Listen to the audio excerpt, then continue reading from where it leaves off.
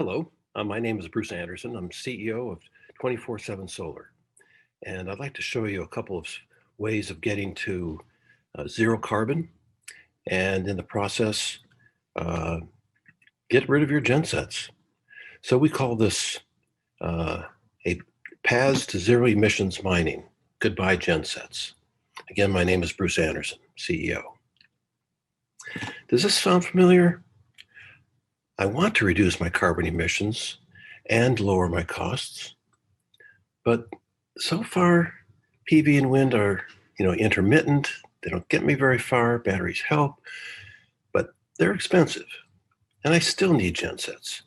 And even after all that, I really haven't reduced my costs all that much. And I still don't see how we're going to get to reach zero carbon profitably. But imagine instead a painless approach to super robust, zero carbon electricity every hour of the day. Imagine reducing your fuel costs up to 90%. Imagine having 100% super reliable, zero emissions power every hour of the year. Also imagine your choice of a 5-year or longer PPA with ironclad reliability guarantees. Imagine that our company finances the CapEx, maintains the equipment, and bears the risk. Well, you don't have to imagine this. We've created two solutions. Both offer zero carbon every hour of the year. The first is what you see here, what we call our Heatstore battery.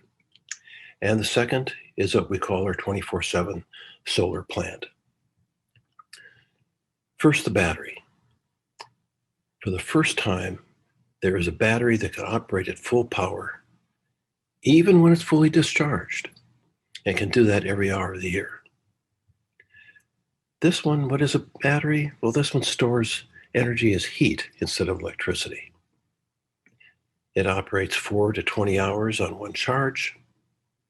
It has capacity of at least 200 kilowatts, but it can be hundreds of megawatts. Very robust, at least 20-year operation. And during that time, little or no performance degradation. So here's how it works. Basically, it's a goodbye genset solution.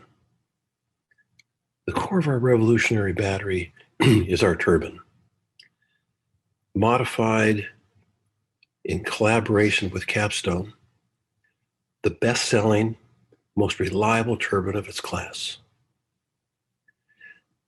We have designed the first ever turbine that converts ambient pressure hot air to electricity with no combustion or emissions.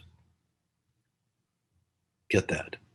Ambient pressure hot air to electricity without burning fuel in normal operations. Everybody knows the turbines are more reliable than gensets, easier to maintain, have longer lives between longer MTBFs, and that they integrate with other power equipment. And they offer reactive power too. Now for continuous, super reliable operation every hour of the year, we've added an inline duct combustor. That combustor can be engineered to burn diesel, natural gas, biofuels, even 100% hydrogen. So how does a turbine run on ambient pressure hot air? Well, first of all, this hot air can come from a variety of sources. Next, I'm going to be showing you our 247 solar plant. That's one source. Another is thermal storage. That's what we're talking about now. And we can even take high temperature industrial process heat that would otherwise be wasted in the atmosphere. Well, we take that high temperature ambient pressure hot air and go through first a high temperature heat exchanger that's proprietary to us, then through the conventional recuperator. And that in turn transfers its heat to the compressor's air, which of course takes its air from the outside, compresses it, preheats it in the recuperator, brings it to full temperature. It's already at full pressure. Brings it to full temperature before entering the turbine's expander. That's how it does it. And no fuels required. No emissions are produced by this process. This truly is breakthrough thermal battery technology. We call it again Heatstore. It uses our heat to power turbine, and a very inexpensive thermal storage. I'm going to show you now how it works. The hot air for the turbine in this application then comes from the thermal storage.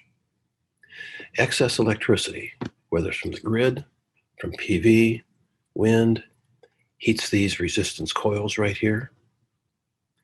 Then air's blown through these coils and it goes into these plenums and then passes through a series of chambers filled with sand. Then when you require power, another blower comes on, the hot sand heats the air, which then comes out of the storage system and drives the turbine. Very simple. And then again, that turbine can burn diesel or any biofuels. And this system eliminates the need for gensets.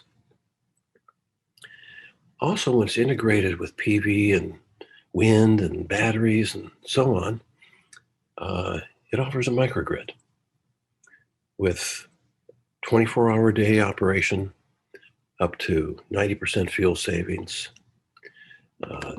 Adding the batteries and wind and PV gets you 20 to 50% savings. Adding our battery gets you to 40%, and then you get 100% when you use biofuels or hydrogen. So here's a second zero carbon solution. This is our 247 solar plant. It's otherwise called concentrated solar power, but this one's different. This one's modular, small scale, uses hot air rather than water steam, stores its heat in sand rather than molten salt. With multiple systems, it guarantees clean power every hour of the year because of the high reliability of the turbines, and of course, zero carbon. And again, 247 Solar finances 100% of the CapEx. So here's how this one works. Very simple, very few moving parts, and it's the source of heat for the heat to power turbines. These sun tracking heliostats reflect light up to the collector up here. That collector heats air to almost 1,000 degrees, and then some of that air comes down, heats the storage for later use. Some of it continues on down and powers the turbine during the day.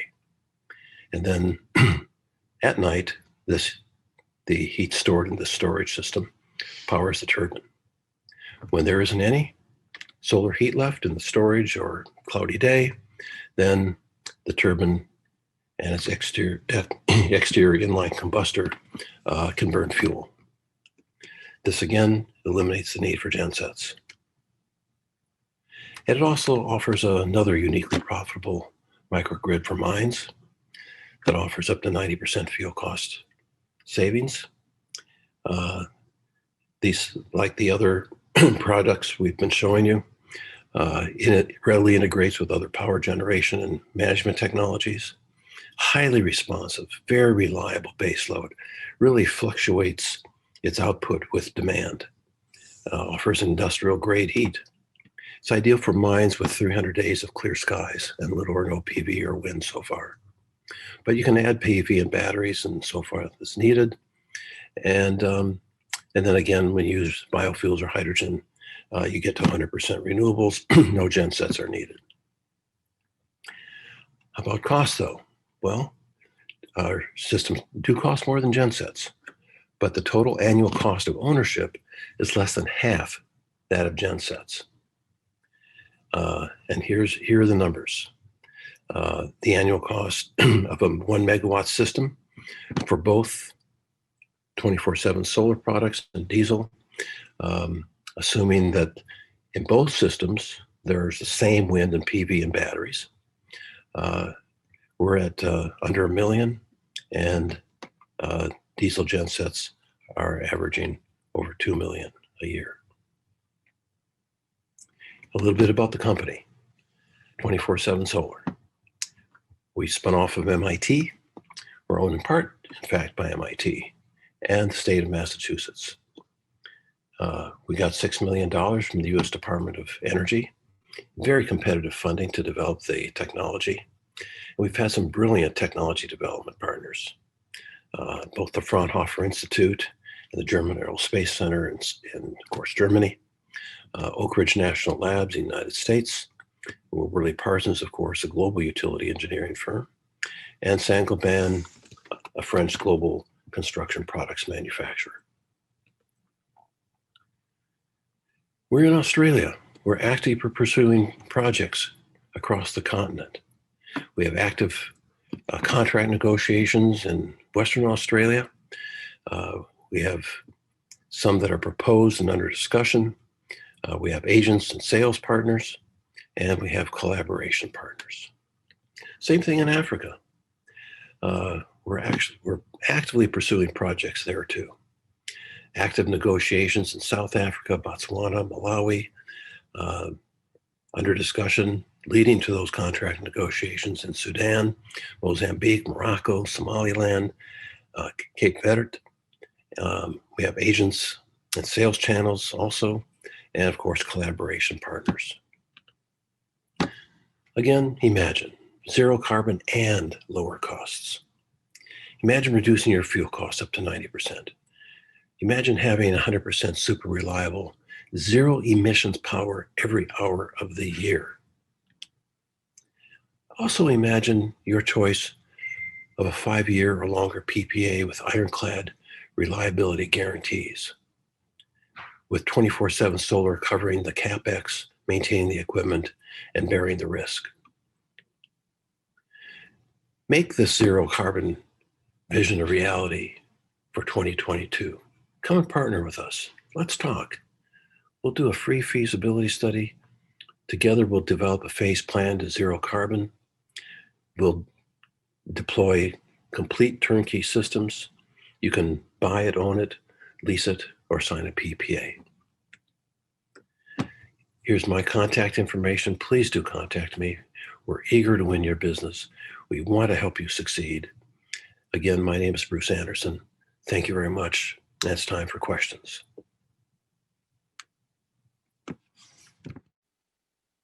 Hello, everyone. We're delighted to have Bruce joining us live in the wee hours of the morning in the US. Welcome, Bruce. Thank you, Adrienne. It's really nice to be here. I'm not usually up at this hour, but it's great. I feel a little giddy. Excellent. Bruce, can you tell us, can a mine integrate your storage, so the Heatstore battery, if they've already integrated renewables, and then completely eliminate gensets? Actually, that's the ideal approach. It's ideal if a mine has gone down the path of adding wind or PV plus some batteries. And then by adding the Heatstore battery and adding even more renewables, you can get to that point where you have the Heatstore battery carrying you through anywhere from 8 to 12 hours time without any solar or wind.